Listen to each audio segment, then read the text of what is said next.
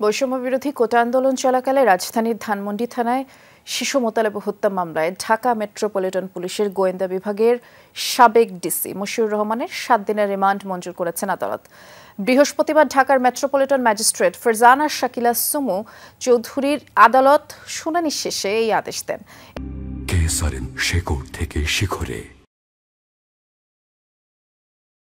এদিন রাজধানীর new market থানা এলাকায় ব্যবসায়ী আব্দুল ওয়াদুদ হত্যা মামলায় তার 7 দিনের রিমান্ড শেষে তাকে আদালতে হাজির করে পুলিশ।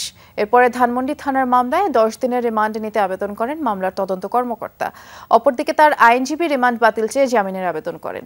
শুনানি শেষে আদালত 7 দিনের রিমান্ডের আদেশ দেন।